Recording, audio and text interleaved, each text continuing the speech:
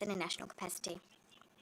I should like to thank the President of the International Criminal Court, the ICC, Judge Piotr Hofmansky, for his detailed presentation of the court's annual report on its activities in 2022-2023, one of the busiest periods in the court's history to date. President, we'd like to congratulate Mr. Osvaldo Zavala Giller, who was elected Registrar in February 2023. We assure him of our support and the confidence we place in him as he moves on to discharge his duties. We also wish him every success. We'd like to use this opportunity to underscore the quality and the high-caliber professionalism of all court staff, whether that be the magistrates, staff in the registry, or other administrative personnel, who, when they discharge their duties, are contributing to effective international criminal justice. On this note, my delegation would like to underscore the importance of multilingualism and of striking a balance between different legal traditions. This serves as a guarantee of legitimacy and efficiency. Court staff and its working methods should reflect these values, this diversity across all situations, whether that be investigations, the pre-trial phase, trials, appeals, and reparations. Moreover, France would like to reiterate its constant and unswerving support to the International Criminal Court throughout its activities.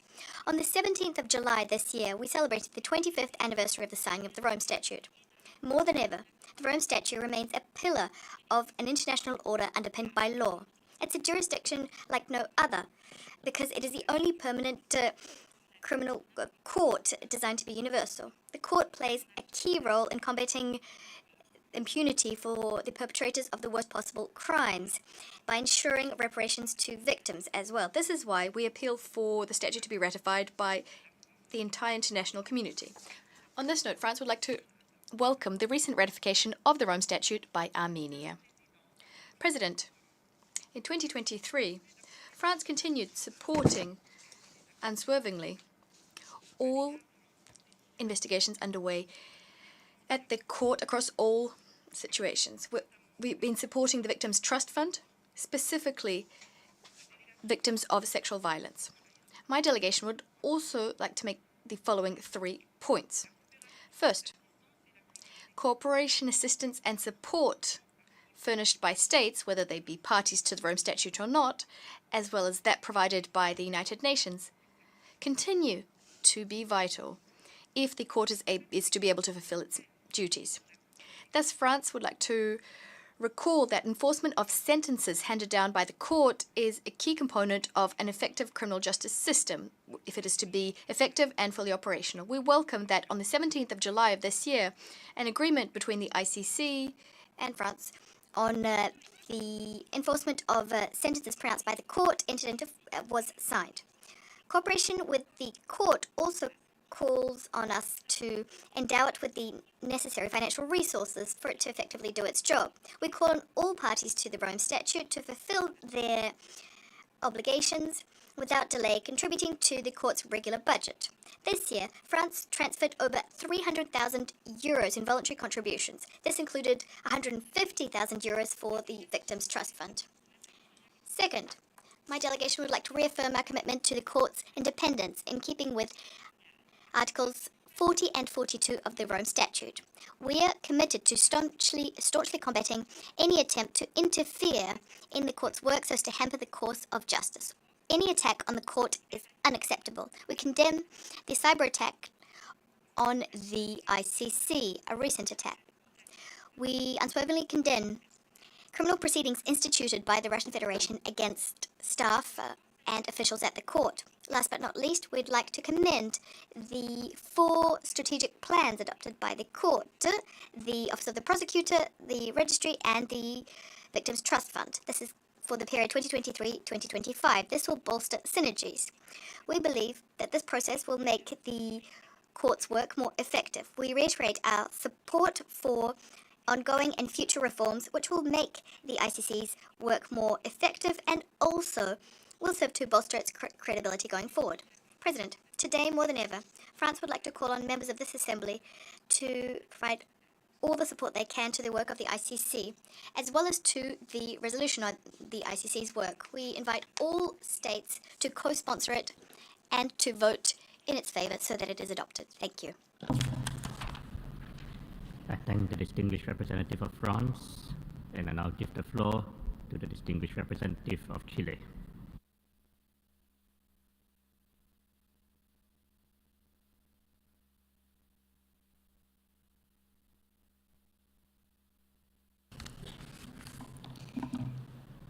Señor Presidente, Mr. President,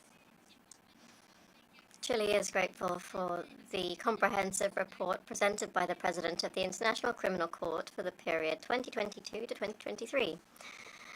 We take note with appreciation of the activities carried out by its various bodies, including its judicial and investigative proceedings and the work of the registry.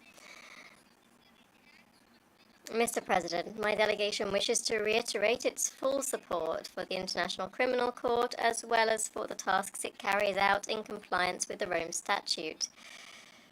The continued support of the states parties to the statute and the preservation of its autonomy and the court's independence and autonomy are vital to the success of its functions. Indeed, the court not only plays a fundamental role in the prosecution of the most serious crimes within its jurisdiction, but its existence also constitutes a strong deterrent factor.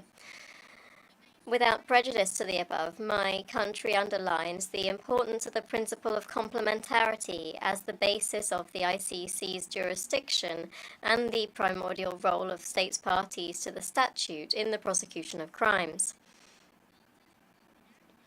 In this vein, states must cooperate in ICC investigations. Cooperation makes it possible to ensure that those responsible for violations of international humanitarian law in attacks against civilians are held accountable for their actions. That's why efforts must be made to promote cooperation between the ICC and the states involved. To a large extent, the success of the ICC and its investigations are determined by the level of cooperation it receives.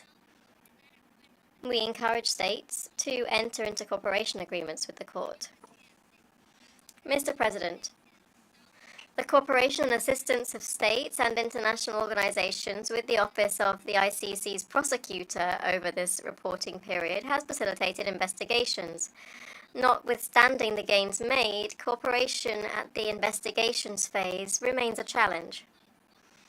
According to the court's report, there are outstanding arrest warrants for which it calls on states parties and other entities to provide cooperation and assistance. Mr. President, Chile considers that cooperation between the court and the Security Council within the framework of the norms regulating it is vital. Although both have different spheres of competence, they complement each other since the legal interests that the Rome Statute seeks to safeguard, namely peace, security, and the well-being of humankind, are also enshrined in the United Nations Charter. There is, in our opinion, an intrinsic link between the crimes within the jurisdiction of the court and national peace and security. As the primary responsibility of the Council is to ensure international peace and security, it's reasonable that the statute attributes functions to it, which we consider must be exercised consistently and followed up on following referrals to the court. Mr. President, Chile is striving to update its commitment to the Rome Statute and to promote the expansion and strengthening of its jurisdiction. This year, Chile deposited 3 amendments adopted by the Assembly of States Parties in 2017 to Article 8 of the statute. In so doing, Chile has now ratified all the amendments relating to Article 8 of the Rome Statute agreed in 2010 and 2017, including, for more than 7 years now, the one relating to the crime of aggression. Likewise, our Congress is currently analysing 2 bills, one to incorporate the crime of aggression into our legal system and to extend war crimes to non-international conflicts, and a second to facilitate the cooperation that Chile must provide to the court. Mr. President, my country wishes to highlight the work of the Trust Fund for Victims, and we recognise the right to reparation of victims and their families. We call for the strengthening of the fund so that it can fulfill and expand its mandate. Chile further values the work of civil society as a steadfast supporter of the court's work, and we recognise civil society's contribution to combating impunity. We therefore express our concern at the threats made against some civil society organisations cooperating with this court. The international community, whether they be a party or not to the statute, must protect civil society and all those who cooperate with the court, and must strongly reject any act of violence against them. Furthermore, Chile expresses its concern at the recent attacks on the court and at the threat of prosecution of some of its leadership, to whom we express our solidarity. Mr. President, Chile reiterates its commitment to the universality of the Rome Statute, and we reiterate our full confidence in the importance of the ICC in the fight against impunity and in the prevention of acts that shake the conscience of humanity. We invite new states to join the statute, and we welcome the joining of a new state in this period. Finally, Chile regrets that we continue to witness armed conflicts that pose challenges to accountability and that cause so many victims and so much suffering. In this court, as a permanent, independent and impartial tribunal intended to provide fundamental assistance to the international community to ensure that it can provide justice to victims in all contexts and to combat impunity. Thank you very much, Mr. President. I thank the distinguished representative of Chile, and I now give the floor to the distinguished representative of Bangladesh.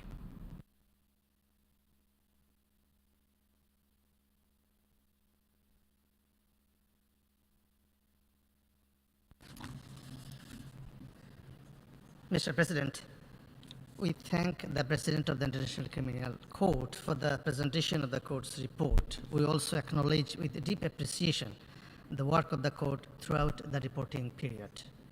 Mr. President, in 1998, the International Criminal Court was established with a mission to help put an end to impunity for the perpetrators of the most serious crimes of concern to the international community as a whole, and thus to contribute to the prevention of such crimes. Bangladesh, which itself has experienced genocide and crimes against humanity during its 1971 War of Liberation, joined the court in reaffirmation of its commitment to never again. Since then, we remained steadfast in our pledge to upholding the principles and values enshrined in the Rome Statute and preserving the integrity and independence of ICC as a court of law.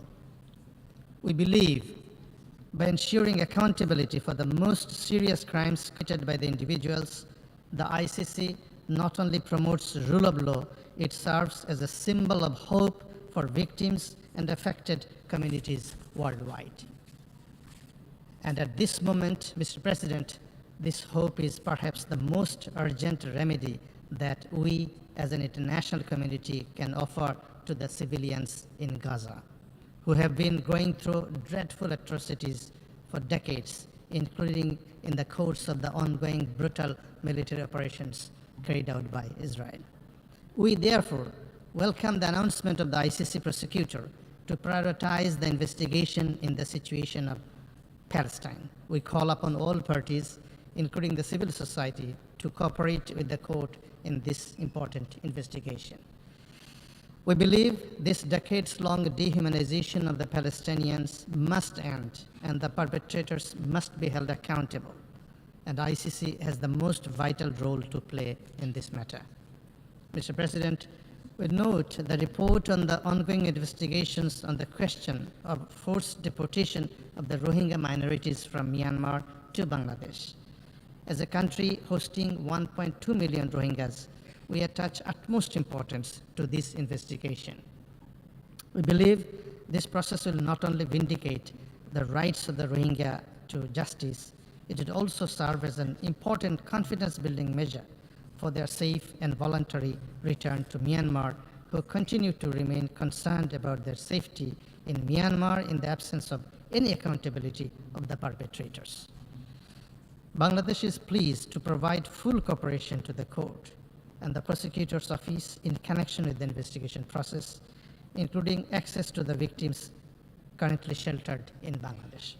We call upon Myanmar to extend the same cooperation to the court and help bring the perpetrators to justice. Mr. President, we acknowledge the critical role played by the Trust Fund for Victims in responding to the harm suffered by victims within the court's jurisdiction. We also welcome the court's 2023-2025 strategic plans, which demonstrate its commitment to the one court principle and reinforce its relationship with the Trust Fund for Victims. Bangladesh stands ready to support the implementation of these plans through necessary cooperation. Mr. President, as an intergovernmental organization, ICC needs to uphold geographical representation and gender balance in its structure. It is, however, regrettable that Bangladesh is currently absolutely unrepresented in the ICC, despite being one of the most regular contributors to the court's budget. We urge all possible efforts to ensure equitable geographical representation in the court's future recruitments. This will not only encourage non-state parties to the Rome Statute to join the ICC, but also complement the state parties' efforts in strengthening national judicial capacities to address war crimes, crimes against humanity, and genocide, while fostering enhanced cooperation between the ICC and the state parties. To conclude, Mr. President, we reiterate the need for upholding the solidarity among state parties and the integrity and credibility of ICC as the court of last resort in the overarching interest of fighting impunity for the gravest crimes under international law. I thank you.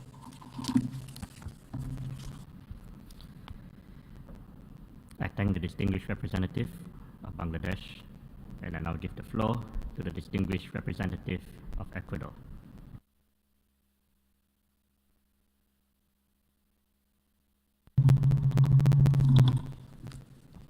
Gracias, señor presidente. Thank you, President. My delegation would like to thank the President of the International Criminal Court for the presentation of the Court's annual report. The adoption of the Rome Statute in 1998 gave rise to the first permanent judicial body able to investigate and bring to justice individuals accused of committing the most serious violations of international criminal law, international humanitarian law, and human rights law. This adoption, which was one of the most noteworthy achievements of multilateral diplomacy, was possible due to a shared feeling of humanity in the face of the suffering caused to victims. 25 years later, the International Criminal Court has established valuable precedents and has become a fundamental actor in the international framework to uphold the rule of law, respect human rights, and combat impunity. In an increasingly complex international context, the proper functioning of the court is fundamental. For this reason, and as we have said in the past, we reiterate our rejection of acts of intimidation and attempts to undermine the court's mandate. Furthermore, we are concerned by recent cyber attacks suffered by the court. We congratulate the court's registrar for the immediate action taken to mitigate its effects, to assess the impact of the harm caused, and to adopt recovery and reconstruction measures. Preparations for the holding of the 22nd Assembly of States Parties in December provides us with an opportunity to reflect on the challenges facing the court. And these include some of the following. Firstly, the United Nations must contribute to bearing the costs from the referrals made by the Security Council to the court. Failing to do so might jeopardize the court's financial sustainability. Secondly, we must continue to promote the universalization of the Rome Statute. Every new state party not only protects its own population, but also enhances the international criminal justice system and is an expression of solidarity to victims. Thirdly, complementarity is a key principle in the Rome Statute. For complementarity to work, though, states parties must pass laws applying the provisions of the statute within their domestic systems. Here, the technical assistance of the court can be of great help. Fourthly, initiatives aimed at buttressing the ICC's independence and efficiency, such as ensuring its financing and optimizing processes to appoint judges, should be supported and continued. To conclude, and as a state party to the Rome Statute, Ecuador reiterates its backing for the ICC and for the critical role that it plays to ensure accountability for the most serious crimes of concern to humanity. Thank you.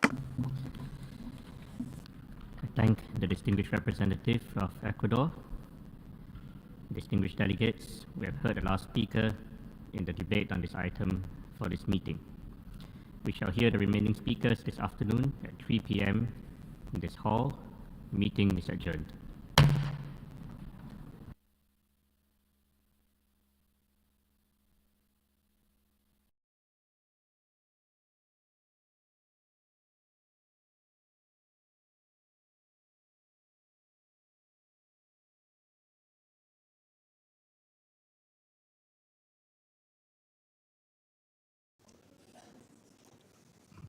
The 9,458th meeting of the Security Council is called to order. The provisional agenda for this meeting is the situation in Libya. The agenda is adopted. The Security Council will now begin its consideration of item 2 of the agenda. Members of the Council have before them document S/2023/800, the text of a draft resolution submitted by the United Kingdom of Great Britain and Northern Ireland. The Council is ready to proceed to the vote on the draft resolution before it. I shall put the draft resolution to the vote now. Will those in favor of the draft resolution contained in document S/2023/800 please raise their hand?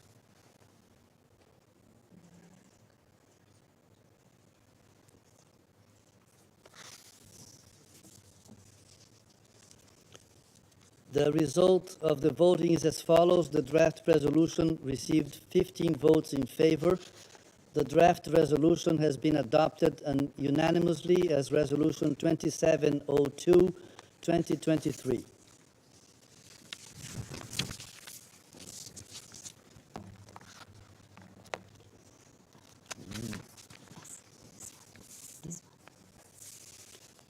There are no names inscribed on the list of speakers. The meeting is adjourned.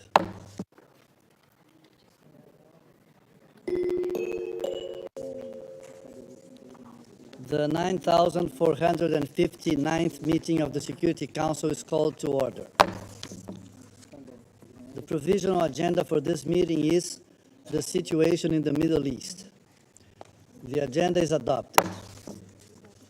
In accordance with Rule 37 of the Council's Provisional Rules of Procedure, I invite the representatives of the Islamic Republic of Iran, the Syrian Arab Republic, and Turkey to participate in this meeting. It is so decided. In accordance with Rule 39 of the Council's Provisional Rules of Procedure, I invite the following briefers to participate in the meeting. Mr. Geir Pedersen, Special Envoy of Secretary General for Syria, and Mrs. Edem Bosorno, Director of Operations and Advocacy of the Office for the Coordination of Humanitarian Affairs. It is so decided. The Security Council will now begin its consideration of item 2 of the agenda. I now give the floor to Mr. Geir Pedersen. Thank you, Mr. President. Since March 2020, the Syrian conflict has been in the kind of a strategic stalemate, characterized by static front lines, persistent violence, and sporadic escalations, with de facto authorities entrenching their control and 5 foreign armies present and active. However, I have long warned that this status quo leaves Syria at risk of drifting into deeper and prolonged fragmentation, and that it involves escalation risks of the most frightening kind. My warnings have grown louder this year as we have seen growing instability and violence exacerbated by the lack of a meaningful political process. Today, I'm sounding an alarm that the situation is now at its most dangerous for a long time.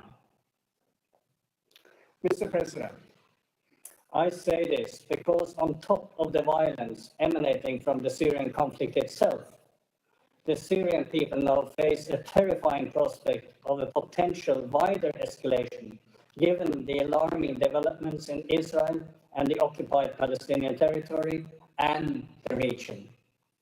Spillover into Syria is not just a risk, it has already begun.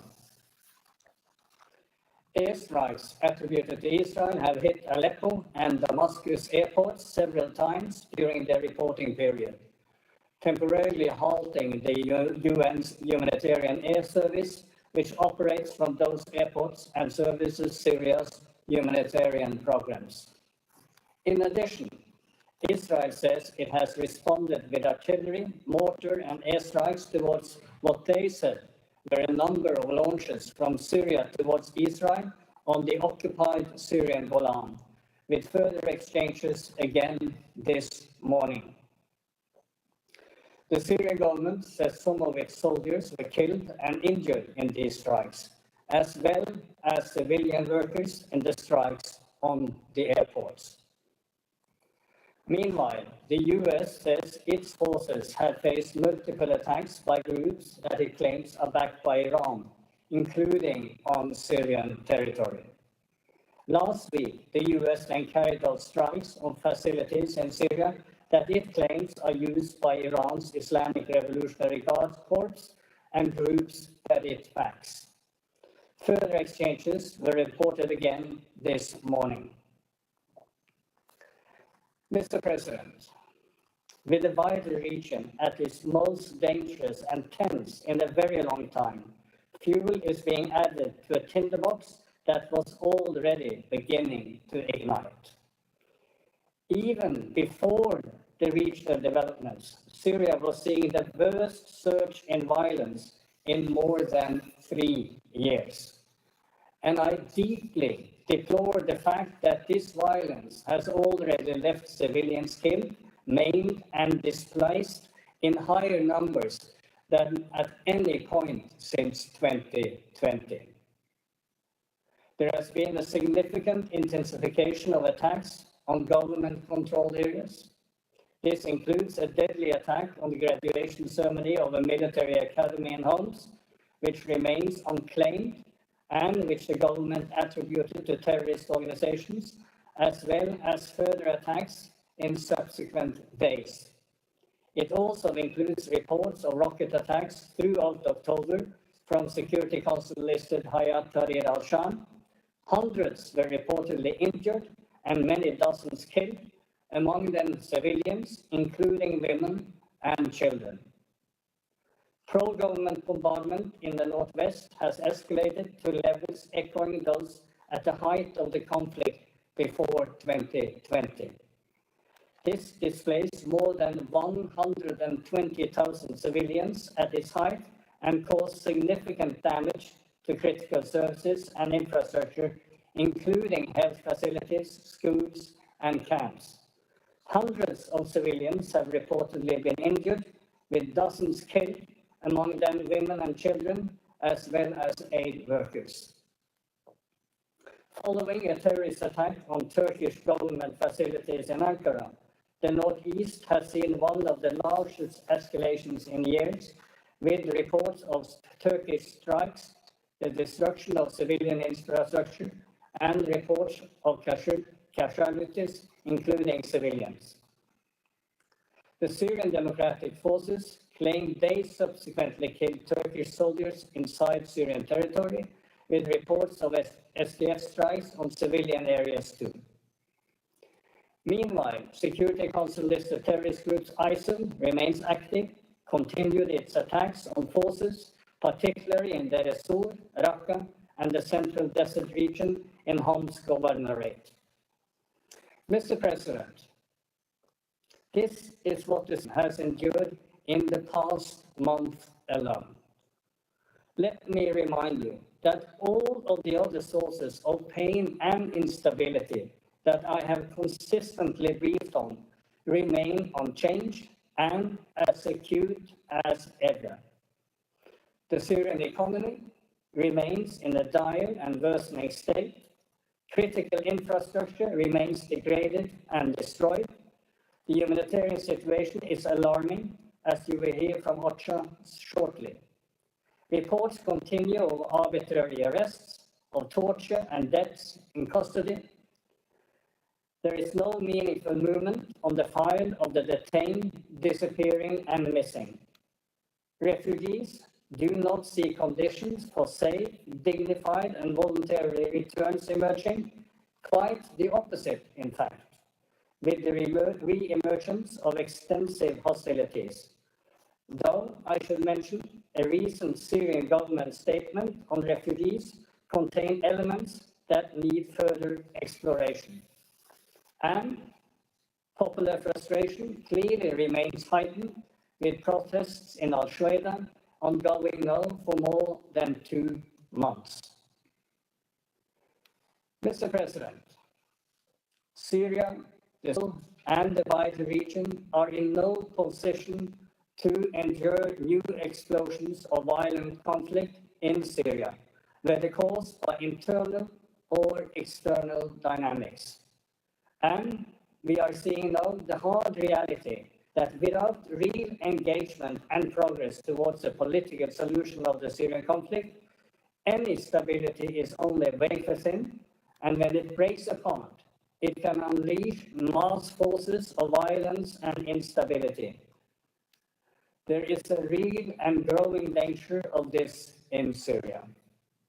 The only antidote would be an immediate de-escalation to stem the tide of violence and to refocus on a credible political process that charts a path forward in a framework that fully respects and restores Syria's sovereignty, unity, independence, and territorial integrity, and that enables the Syrian people to realize their legitimate aspirations in line with Security Council Resolution 2254. Mr. President, I fear complacency has set in about the lack of such a process today.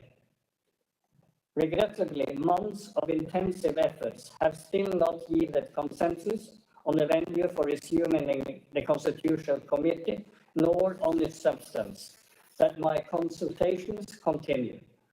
Proposals to advance step-by-step confidence-building measures are on the table. The recent regional developments have temporarily slowed down consultations on these matters, but we need to come back to them without delay. Indeed, I continue to work with the same commitment as ever on advancing these and all other aspects of the political process to implement Security Council Resolution 2254. I have been engaging and will continue to engage with the Syrian government and Syrian Negotiations Commission. I also continue to engage a wide range of Syrians, including through the Civil Society Support Room and Women's Advisory Board, with whom I met last week, and who, once again, demonstrated the importance of women's full and effective participation in the political process. However, Mr. President, right now, today, I have 4 immediate messages to you. First, we need urgent de-escalation within Syria.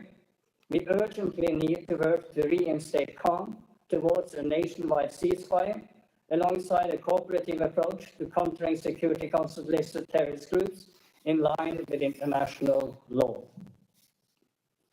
Second, we need all actors, Syrian and non-Syrian, to exercise maximum restraint. It is particularly indefensible that Syria seems to be treated as a free-for-all space in which different actors can settle their scores with one another with impunity. Decisions that are outside of Syrian hands cannot be allowed to drag Syria into another war. Third, we need all actors to operate in full compliance with international humanitarian law, including protecting civilians and civilian infrastructure, and strictly upholding the principles of distinction and proportionality. Fourth, we need all key international actors to keep channels open and cooperate despite the rising tensions on multiple fronts. I will make every effort to contribute to promoting this. I will continue to prioritize contacts with the Astana, Arab, and Western players individually and collectively, and work to foster joint efforts at de-escalation and advancing the political process. Mr. President, this is the only way to de-escalate the current violence and protect the possibility of a political process to implement Security Council Resolution 2254. Complacency cannot be the answer. If it is, then I fear the already fraying status quo may fully collapse, bringing untold misery to the Syrian civilians and radiating further instability across a region that is already at breaking point. We must de-escalate and de-escalate now for the sake of Syria. Thank you, Mr. President. I thank Mr. Pedersen for his briefing, and I'll give the floor to Ms. Edem Bosorno. Thank you, Mr. President. In recent weeks, the world's attention has been fixed on the crisis in Israel and OPT, and rightly so. But at the same time, we must not turn away from humanitarian crises that persist elsewhere on a vast scale, including in the same region. I join you today from Cairo, having spent the past week visiting a number of countries in the region, including Syria. I therefore appreciate this opportunity to update you on the humanitarian situation in Syria, where the humanitarian emergency has continued to deepen in the weeks since our last meeting. This month, as you heard from the Special Envoy, several areas across northern Syria experiences serious escalation in hostilities. In northwest Syria, we have seen the most significant escalation in violence since 2019. According to the Office of the High Commissioner for Human Rights, at least 70 civilians have been killed as of 20th of October, including 36 women and 14 children. The civilian fatalities span both government areas, notably, as the Special Envoy has said, the drone attack on the Homs Military Academy, graduation ceremony on 5 October, and non-government areas. Many more have been injured. Over the span of 2 weeks, from 5 to 18 October, more than 120 people, facilities, 24 schools, and more than 20 water systems. This also temporarily affected the main power station in Idlib. Attacks, including airstrikes and artillery shelling, have continued on a near daily basis, with reports of more people being killed and injured in the past week, including, alarmingly, a growing number of children. One of these children was Sami, a 15-year-old boy who was displaced to Idlib city 4 years ago, and whose father, Nabil, works as a driver for a national NGO that partners with the United Nations.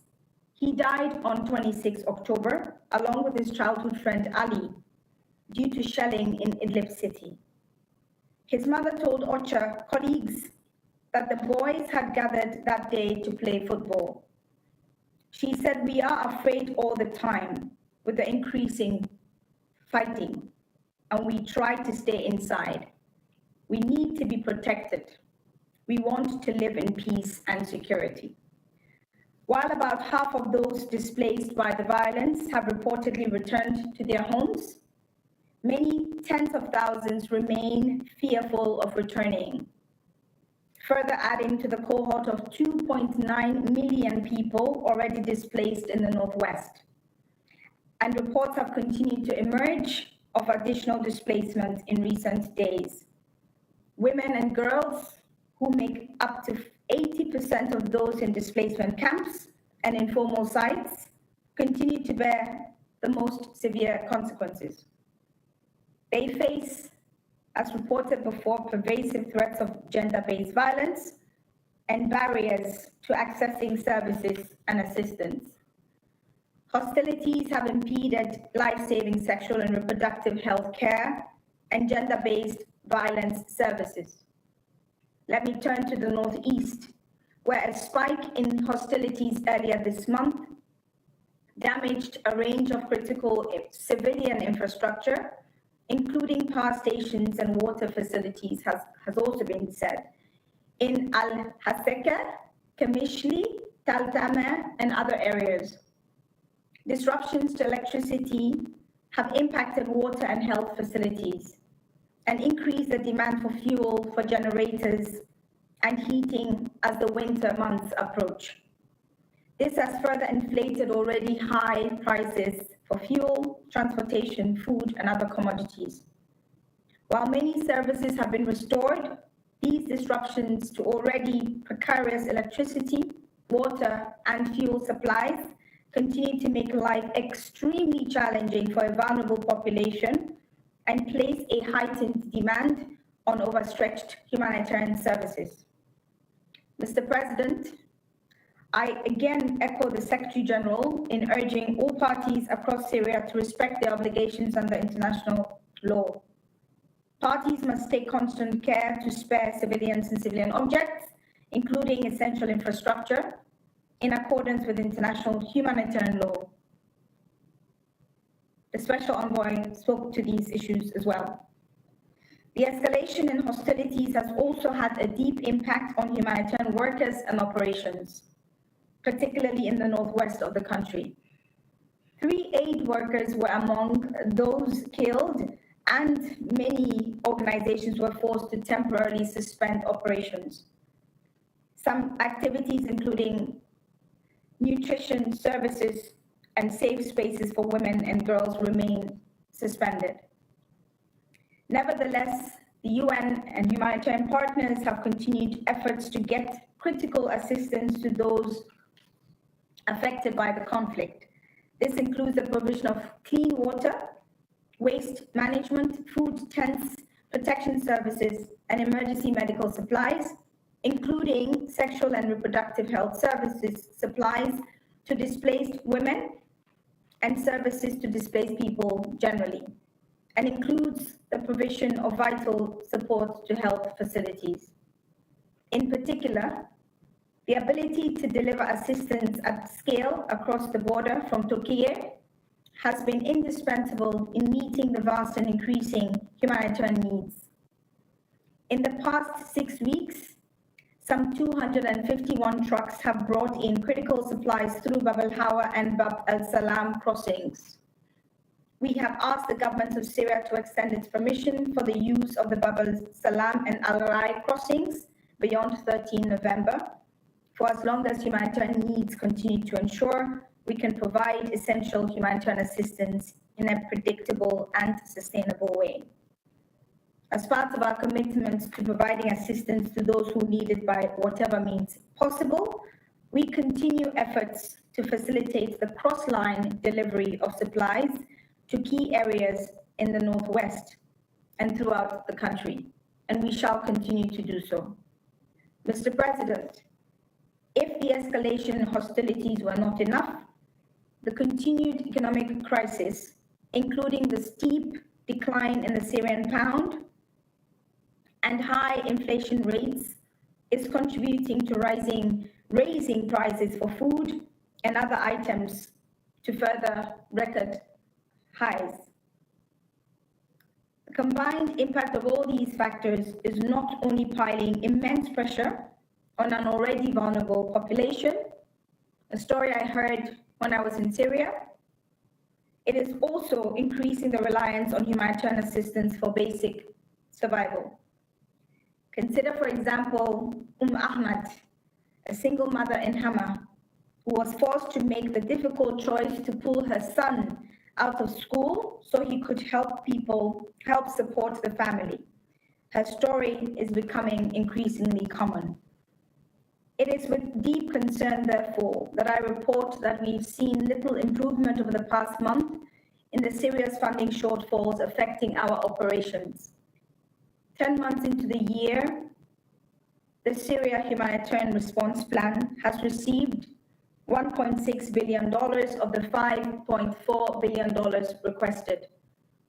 We are deeply appreciative to the donors for their support, and we continue to count on their support for more funding.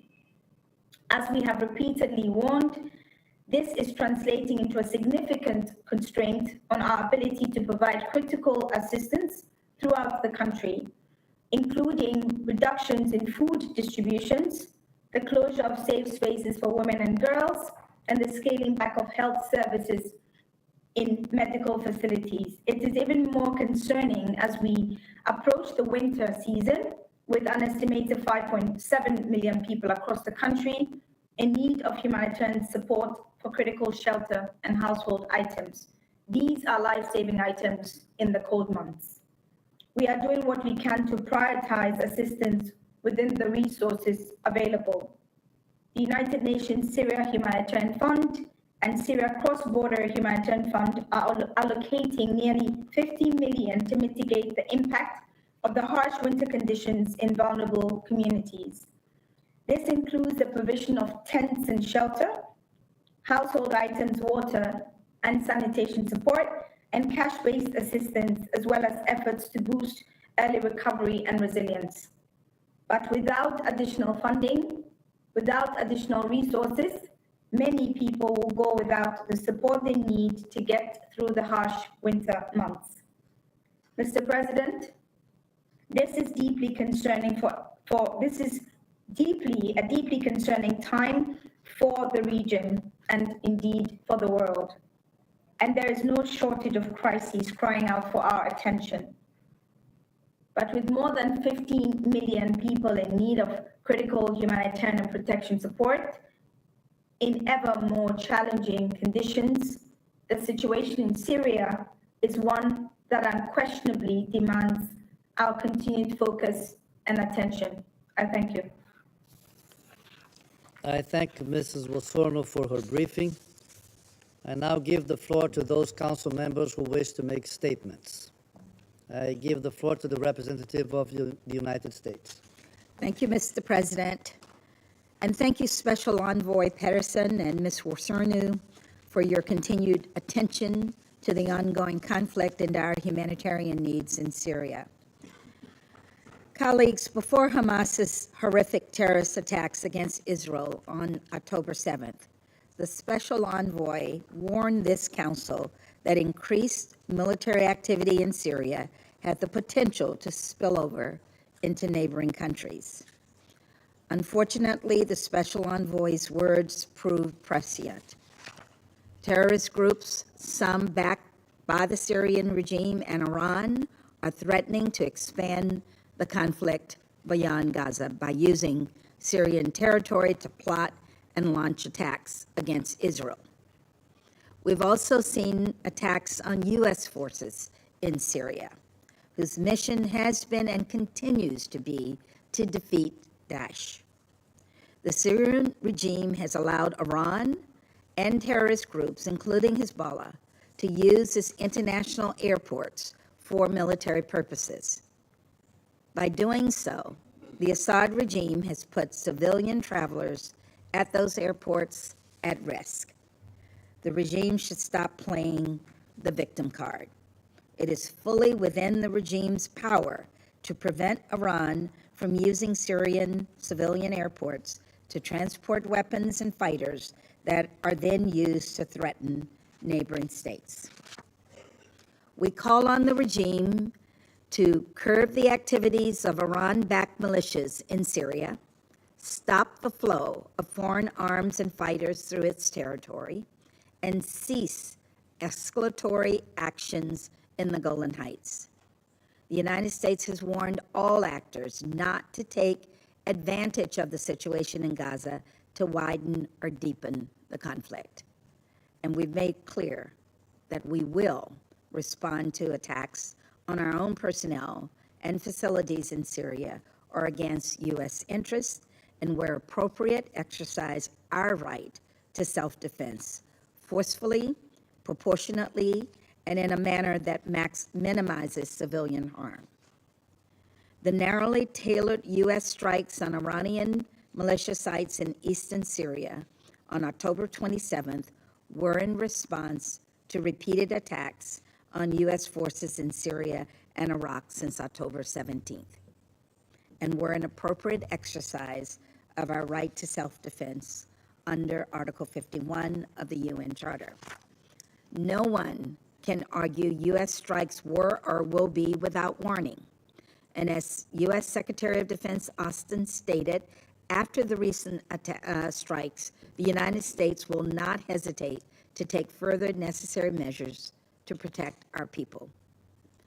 Colleagues, at this perilous moment for the region, the protection of civilians must be at the forefront. We're outraged by the relentless attacks carried out by the Assad regime and by Russian attacks in northern Syria, which have killed scores of civilians, displaced over 100,000 people, and destroyed vital infrastructure. In just the last week, the regime or its Russian allies struck a displacement camp in northwest Syria, killing innocent children. And we continue to see attacks on schools and medical facilities. Neither the Assad regime nor Russia has even tried to offer a plausible explanation for these horrors. For years now, their strategy has been to deny, deflect, and disinform, to claim that anyone who opposes them is a terrorist, and any target they choose is legitimate, and any report of civilian harm is fabricated. That is not how responsible nations behave. It is not the standard to which the United States holds itself or to which we hold our partners and allies. The Assad regime in Russia will no doubt take the floor to decry our support for Israel. The difference is that democracies conduct military operations in self-defense and in a way intended to minimize civilian harm. They do not intentionally target civilians. Colleagues, on the political front, we're closely monitoring the 2-month sustained protests, many led by women in southern Syria, including Suwaida and Daras. We fully support Syrians' freedom of expression and peaceful assembly, including when exercised in protests in pursuit of dignity, freedom, security, and justice. These protests also underscore the need for a Syrian-focused and Syrian-led solution to the conflict. Special Envoy Pedersen, we commend your continued focus on the political track in line with Resolution 2254, despite the Assad regime's obstructionism. Resolution 2254 remains the only viable roadmap for a lasting solution to the conflict. And we must work to identify all avenues to advance the stalled political process, including by supporting the important work of the Women's Advisory Board. While we work toward a sustainable political solution, we must also continue to address the dire humanitarian situation. The United States welcomes the continued flow of UN convoys across the Turkey-Syria border, which provides life-saving aid to millions in need, as we heard from Ms. Rossarnu. But we're mindful that the UN's arrangement with the regime regarding the Bab al-Salam and al-Ray crossings could lapse as soon as November 13th. There's no reason why this arrangement should not be renewed, and we urge the Assad regime to do so. We must all urge the regime to do so. This council must give the UN the support it needs to maintain unhindered access to all Syrians through all modalities for as long as needed. and this council and all member states must continue to stand with the Syrian people in their time of need. Thank you, Mr. President.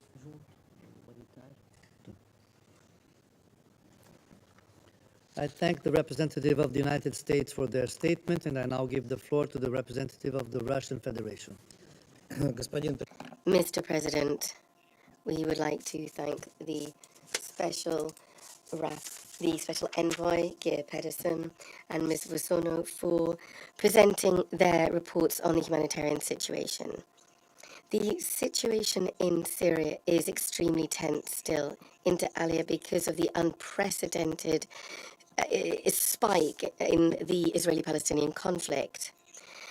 The current tensions on the Israeli border, along with illegal armed presences in the north and east, is also problematic for the Syrian Arab Republic.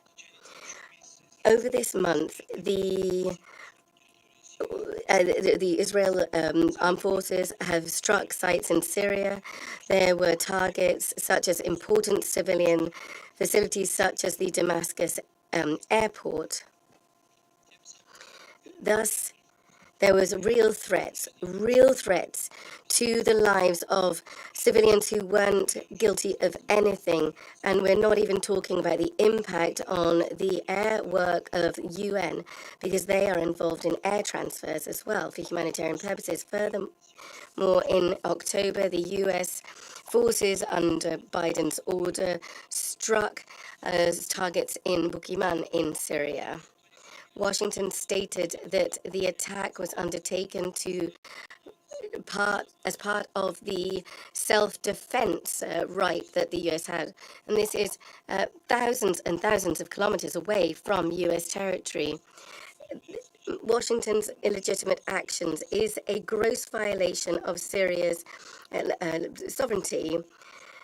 There is a sharp increase in tensions around the Israeli-Palestinian conflict, and these kinds of actions are fraught with complicated issues because it might provoke a spillover to the entire region. This must not be deemed acceptable. The American representatives talked mostly in her a statement about accusations against Syria and Russia.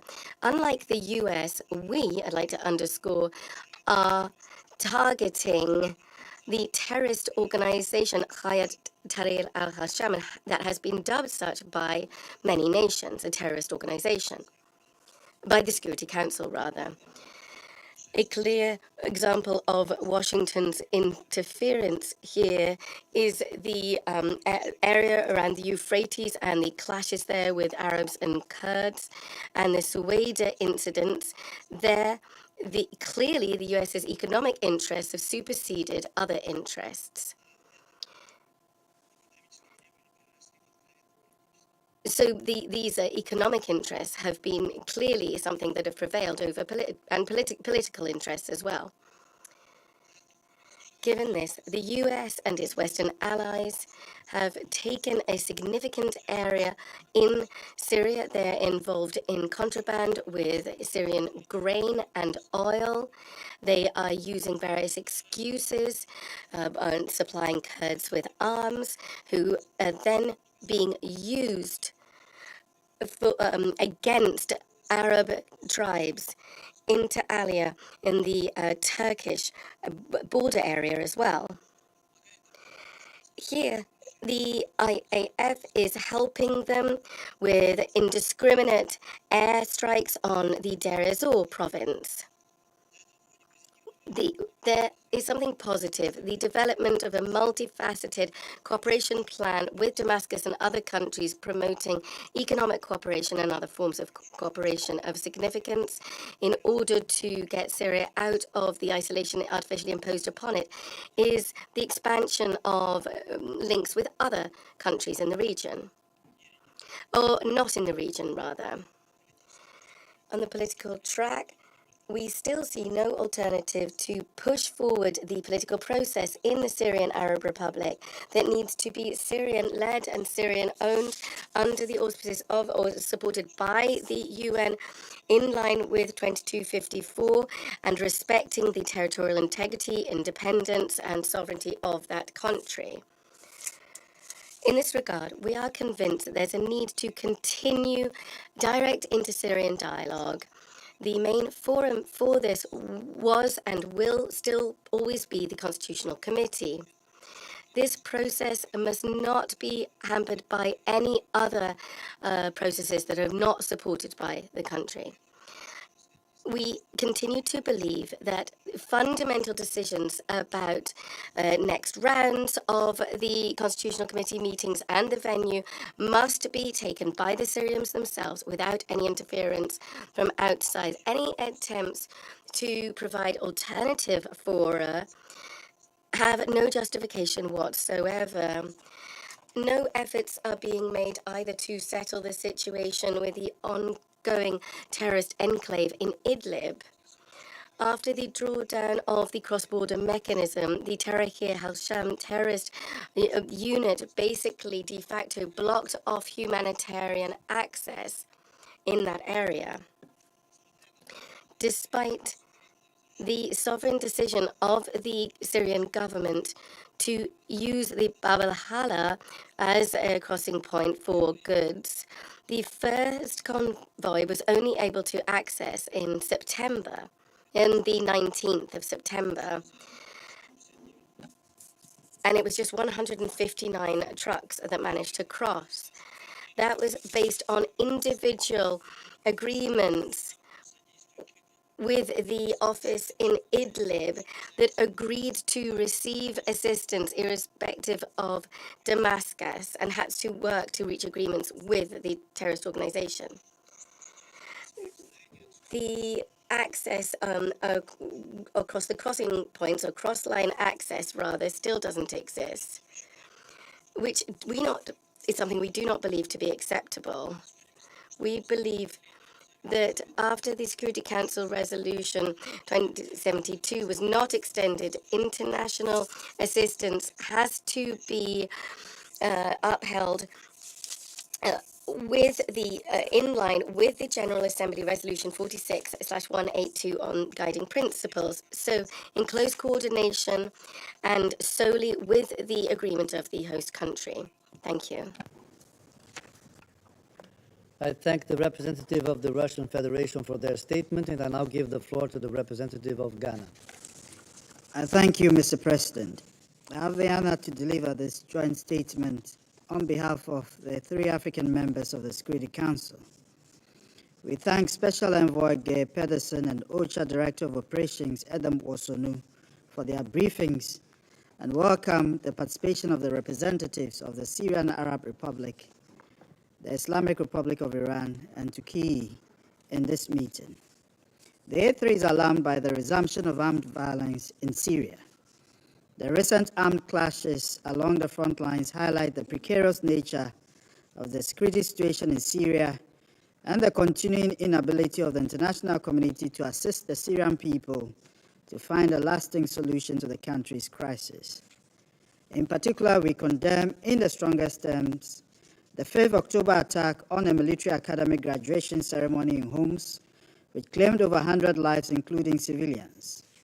We are also deeply concerned that retaliatory attacks have turned the northern part of the country into a hotbed of armed hostilities with increasing number of civilian casualties.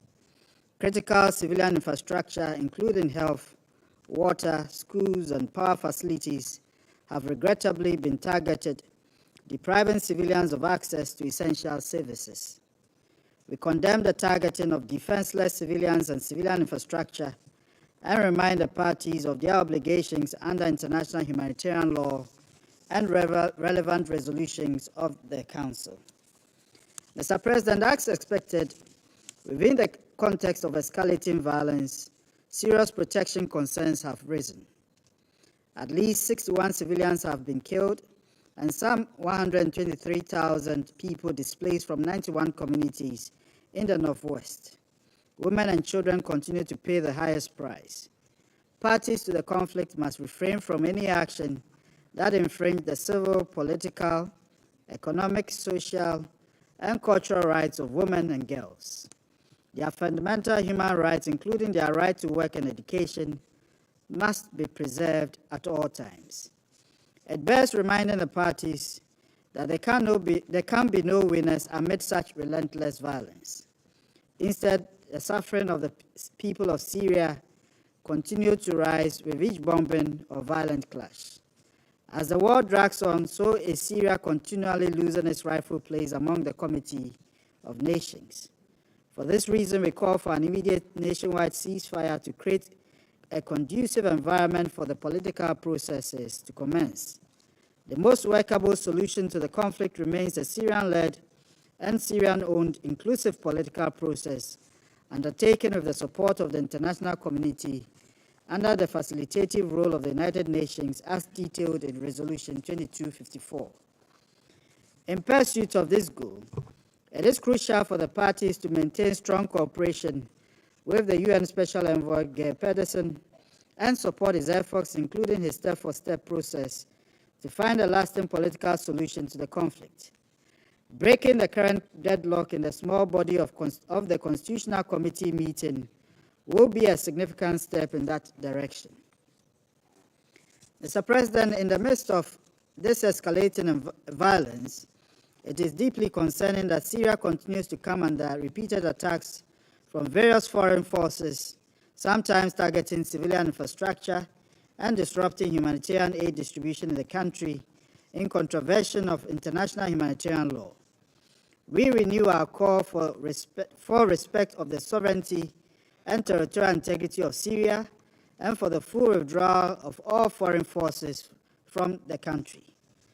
Another issue of major concern is the recent mutual shelling between militants in Syria and the Israeli Defense Forces over the Golan Heights. Given the current dynamics in the Middle East region, such attacks, if not checked, raise the prospect of a dangerous escalation of the volatile security situation in the region with grave consequences for global peace and security. Mr. President, on the humanitarian front, the A3 is deeply concerned that the current rate of violent hostilities could exacerbate the suffering of the Syrian people. As outlined in today's briefings, thousands of civilians in the northwest are displaced because of the renewed fighting, with women and girls particularly vulnerable as they are further exposed to gender-based violence in displacement camps.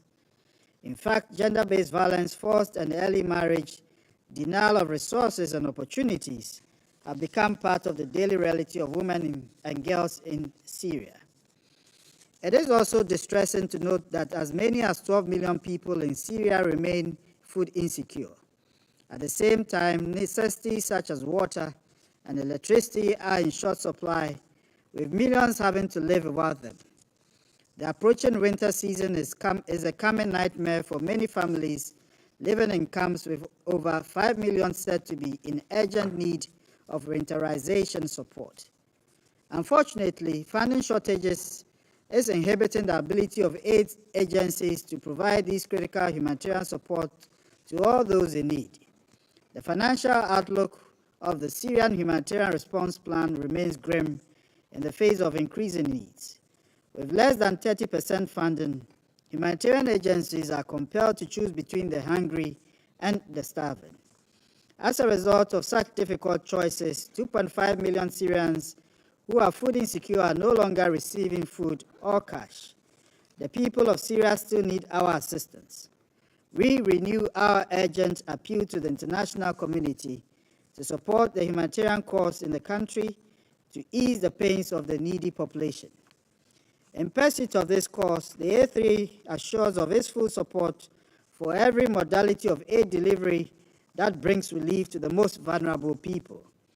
We enjoin the parties to work closely with the United Nations to create a safe and secure environment for the unimpeded delivery of humanitarian aid through all available modalities.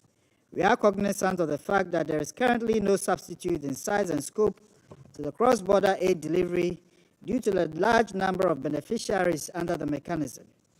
In view of its immense importance, The A3 entreats the Syrian national government to renew the authorization for the use of the Bab al-Salam, al-Rai, and al-Hawa border crossings before they expire next month and in January 2024, respectively, to ensure uninterrupted flow of life-saving support into the area.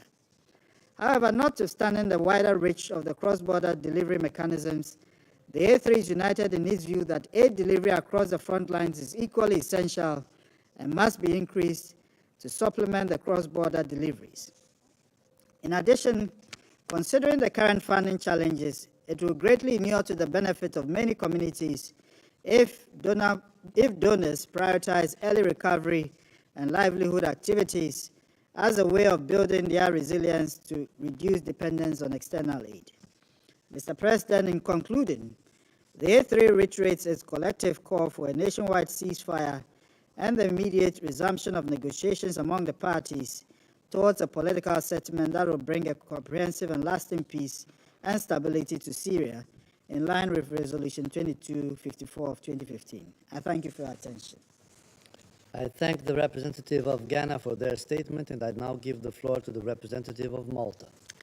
Thank you, President. Let me begin by thanking Special Envoy Pedersen and Director Vosorno for their briefings. At a time of escalated regional violence and tensions, your messages of practical steps towards peace and dignity are crucial. Since we have last met to discuss Syria, a deadly increase in military activity has gripped the northwest of the country, most notably the 5th October attack on a Syrian military graduation ceremony in the city of Homs.